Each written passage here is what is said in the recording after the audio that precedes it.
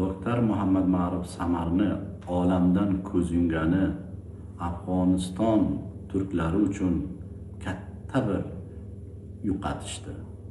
Chunki u bir umr xalqqa xizmat qildi va buni ko'rsatadiki, bir turk bolasi qanday xalqning xizmatiga, turk xalqining xizmatiga va boshqa xalqning xizmatiga qaror topgan edi.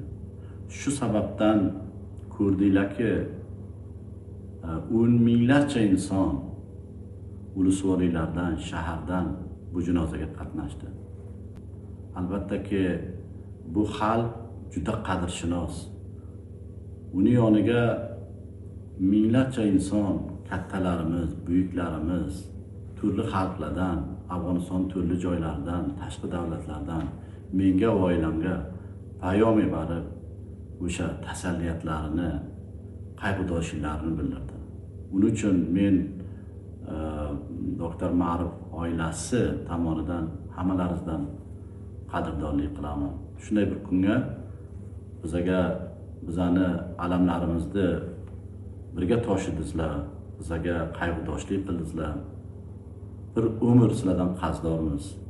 Xayr ko'ringlar, salomat bo'linglar. Istadimki, shu tarixdan hammalaringizdan rahmat aytsam, tashakkurlik qilsam. Inshaallohki doktor Ma'rufni bir turk farzandi sifatiga va uni qilgan xizmatlari boshqa turk farzandlariga, bolalarimizga ulgu bo'lish uchun bundan qadrlash kerak. Buni nomiga bir joylanib qo'yish kerak. Buni Fotiha marosimlarini o'sha milliyatchi xalqlarimiz, yoshlarimiz tashqi davlatlarga qo'li eshitguncha buni marosimlarini olsalar xursand bo'lamiz. Biz ham yonlarigamiz.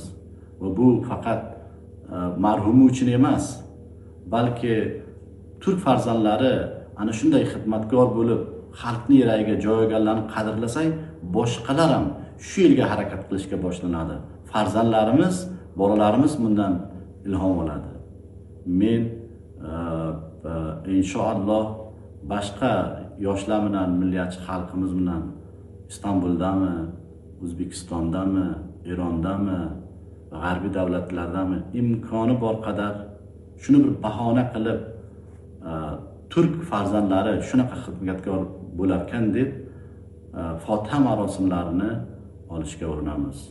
Oldindan bilaman yordam berasizlar, yordamlaringiz uchun katta